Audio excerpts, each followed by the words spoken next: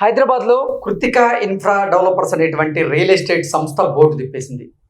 Pre launch పేరుతో కస్టమర్ల దగ్గర నుంచి కోట్లాది రూపాయలు దండుకొని ఇప్పుడు కృతిక ఇన్ఫ్రా రియల్ ఎస్టేట్ సంస్థ బోర్డు తిప్పేసిన క్రమంలో కస్టమర్లు లబోదిబం అంటున్నారు. అసలు ఈ ఘటనలో ఏం జరిగిందనేది మనం పూర్తి స్థాయిలో విశ్లేషణ చేసుకున్నాం.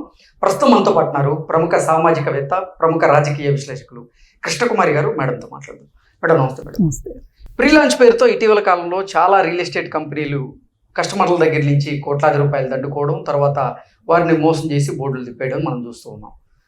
ఈరోజు కృతిక ఇన్ఫ్రా అనేటువంటి రియల్ ఎస్టేట్ సంస్థ బోర్డు తిప్పేసింది. అంటే ప్రీ లాంచ్ పేరుతో సేమ్ కస్టమర్ల దగ్గర నుంచి కోట్లాది రూపాయలు దండుకుంది, తర్వాత బోర్డు తిప్పేసిన క్రమంలో వారు ఇప్పుడు లబోదిబో అంటున్నారు. ఏంటి మేడం అసలు ఈ ఘటనలో ఏం జరిగింది? కృతిక ఇన్ఫ్రా డెవలపర్స్, దాని ఓనర్ శ్రీకాంత్. అయితే ఆయన బోర్డు తిప్పేశాడు. 3 చోట్ల వెంచర్ వేశాడు. ఒకటి బోడుప్పలు, ఇంకోటి 30 అన్నారు, ఇంకోటి ఎల్బీ నగరు. ఈ 3 చోట్ల వెంచర్లు వేశాడు. వెంచర్ అంటే ఇన్ఫ్రా, అంటే ఇన్ఫ్రాస్ట్రక్చర్, అంటే అపార్ట్మెంట్స్ 3 వేసాడు. వేసి 3 మొదలెట్టాడు. ప్రీ లాంచ్ లో అమ్మేసేసాడు.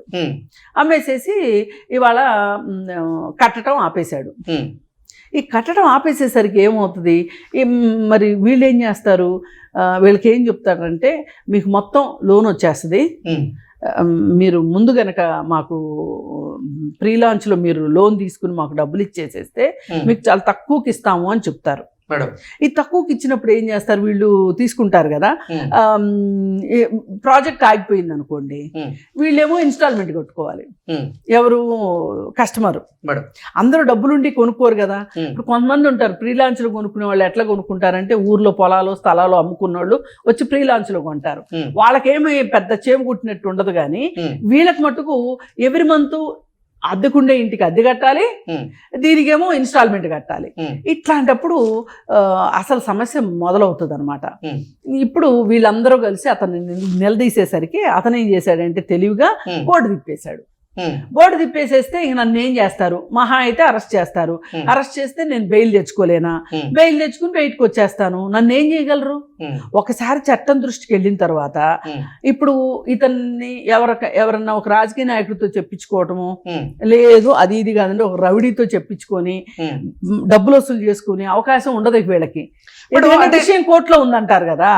ఇప్పుడు ఈ శ్రీకాంత్ తెలివిగా నాటకం ఆడింది ఏంటంటే, ప్రీ లాంచ్ లో ప్లాట్లు అమ్మిందే తప్పు కాకుండా అతను బోర్డు తిప్పేయడం రెండో తప్పు, రెండో తెలివైన పని అనమాట.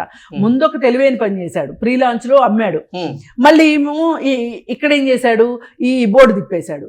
బోర్డు తిప్పేసేస్తే ఏమని అడుగుతారు వీళ్ళు? అంటే కస్టమర్లు కూడా కొన్ని రియల్ ఎస్టేట్ కంపెనీలు పదే ప్రీ లాంచ్ పేర్లతో మోసాలు చేస్తున్నప్పటికీ కస్టమర్లు కూడా వారి దగ్గరికి వెళ్తున్నారు, ప్రీ లాంచ్ పేరుతో వారు ఇచ్చేటువంటి ఆఫర్లకి అట్రాక్ట్ అయి కొంటున్నారు, తర్వాత మోసపోయి చేతులు కాల్చుకుంటున్నారు.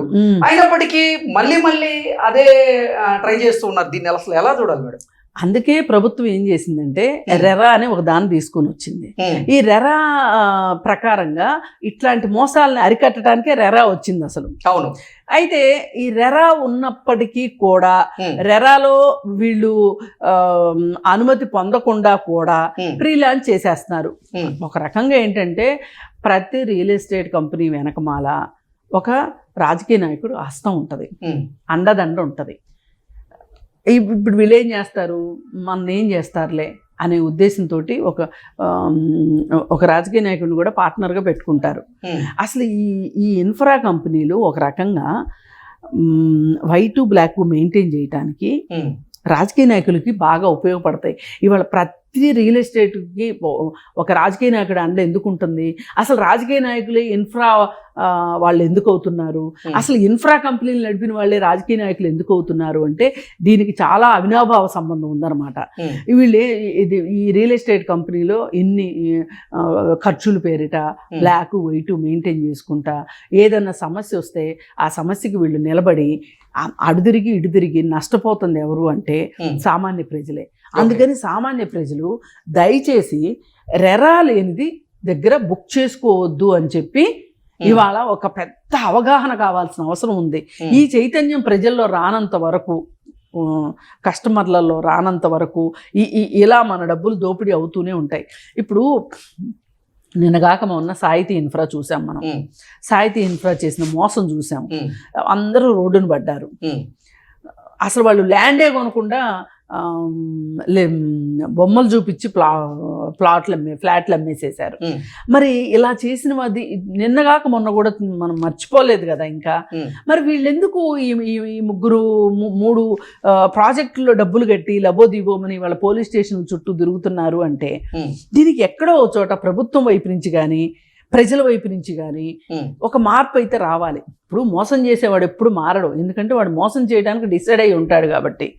లేదు మోసం చేయాలని అనుకోకపోయినా వాడికి పరిస్థితులు అట్లా దారి తీసి మోసం చేసేవాడు మారడు. కానీ మనం జాగ్రత్తగా ఉండాల్సిన అవసరం ఉంది. అలాగే ఇలాంటి రియల్ ఎస్టేట్ వాళ్ళని ప్రభుత్వం కూడా సంవత్సరాల తరబడి సాగదీసుకుంటా ఇప్పుడు సాహితీ విషయం బయటకు వచ్చి 2 ఏళ్ళు పైన అయింది. ఈ రోజుకి అది జీడిపాకం లాగా సాగుతానే ఉంది. జనాలకైతే డబ్బులు వెనక్కి రాలా. మరి ఇంకేం న్యాయం అంటే జనాలకే ఇప్పుడు కనువిప్పు కావాల్సింది ఏంటి అంటే, నా డబ్బు నేను ఎంతో కష్టపడితే నాకు ఈ డబ్బు వచ్చింది, ఈ డబ్బును నేను సద్వినియోగం చేసుకోవాలి. ఎవరి చేతిలో అంటే వాళ్ళ చేతిలో పెట్టకూడదు. ఈ రెరా అనేది ఒకటి ఉంది, లేదు డిటిసిపి అప్రూవ్డ్ లేఅవుట్స్ ఉన్నాయి, లేకపోతే హుడా లేఅవుట్స్ ఉన్నాయి. ఇవన్నీ కాదు అనుకుంటే అసలు గవర్నమెంటే ఏం చేస్తుంది, ఇవాళ రియల్ ఎస్టేట్ చేస్తుంది. ప్లాట్లు అమ్ముతుంది, ఫ్లాట్లు అమ్ముతుంది. అలాంటి ఏమైనా కొనుక్కున్నా కానీ నష్టం ఉండదు. అందుకని బాగా నమ్మకమైన సంస్థల దగ్గర ఇప్పుడు ఈ కృతిక ఇన్ఫ్రా అనేది మటుకు నేను ఫస్ట్ టైం వింటున్నా ఈ పేరు. నేను ఎన్నో సంవత్సరాల నుంచి రియల్ ఎస్టేట్ లో ఉన్నప్పటికీ కూడా ఫస్ట్ టైం వింటున్నా ఈ పేరు. ఎన్నో పేర్లు విన్నాం కానీ ఈ పేరు అసలు వినలా. మరి అంటే మీరు కానీ నేను కానీ ఈ రియల్ ఎస్టేట్ లో జరుగుతున్నటువంటి మోసాల గురించి అవగాహన కల్పించేందుకు ఎన్నో వీడియోలు చేసాం. అవును, గతంలో కూడా ఫ్రీలాన్స్ పేరుతో కొన్ని రియల్ ఎస్టేట్ సంస్థలు చేస్తున్నటువంటి మోసాల గురించి మనం అవగాహన కల్పించేందుకు వీడియోలు చేసాం పెద్ద ఎత్తున. అయినప్పటికీ ఇదే పదే జరుగుతూ ఉంది, పునరావృతం అవుతూనే ఉన్నాయి. అంటే ఏదో ఒక సంస్థ పుట్టగొడుగుల్లాగా రియల్ ఎస్టేట్లో వస్తూ ఉన్నాయి, ఫ్రీలాన్స్ పేరుతో కస్టమర్లను ఆకట్టుకుంటున్నాయి, తర్వాత బోర్డులు తిప్పేస్తున్నాయి, తర్వాత కస్టమర్లు లబోదిబోమంటున్నారు. ఇప్పుడు మీకు ఇంకొక ఎగ్జాంపుల్ చెప్తాను నేను మేడం. ఎల్బీ నగర్ అవతల పసుమాముల అని ఒక ఊరుంది. ఆ పసుమాముల ఊరిలో చాలా ముస్లిం పేరుతో ల్యాండ్ ఉంది, ముస్లిం ఫ్యామిలీకి. ఒకప్పుడు వాళ్ళు నిజాం ఫ్యామిలీకి సంబంధించిన వాళ్ళది. వాళ్ళు ఏమయ్యారంటే పాకిస్తాన్ వెళ్ళిపోయారు.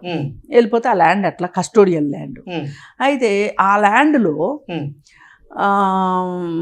ఒక రియల్ ఎస్టేట్ కంపెనీ వాళ్ళకి చాలా తెలివితేటలు ఎక్కువైపోయి ఒక ముస్లిం మతాన్ని ముందు పెట్టి ఏం చెప్పారు అంటే, వెనకుండి నాటకం ఆడిచ్చింది వాళ్ళే. ఎవరైనా సరే ఫ్యామిలీకి 2 ప్లాట్లు వాళ్ళు దానం చేస్తున్నారు. మీరు చేయాల్సిందల్లా ఏంటి అంటే, ప్లాట్కి 20,000 కడితే చాలు. అవి కూడా ఎందుకు, కోర్టు ఖర్చుల కోసము, రిజిస్ట్రేషన్ ఖర్చుల కోసము, డెవలప్మెంట్ కోసమే మీరు కట్టాల్సింది. మీకు భూమి వాళ్ళు దానం చేస్తున్నారు, మీకు వాళ్ళు రిజిస్ట్రేషన్ చేయలేరు కానీ మీకు అఫిడవిట్ ఇస్తారు, వాళ్ళు నోటరీ చేస్తారు మీకు అని చెప్పేసరికి తండోపతండాలుగా జనాలు వెళ్ళి వాళ్ళు ఏం చేశారంటే ఒక్కొక్క ఏరియాకి ఒక్కొక్క ఏజెంట్ని పెట్టేసుకున్నారు. ఆ ఏజెంట్కి ఒక మనిషిని ఒక ప్లాట్కి 5,000 చొప్పున ఇస్తా ఉన్నారు. అంటే వీళ్ళు ఇచ్చే 20,000 నుంచి ఒక 5,000 ఇస్తారు.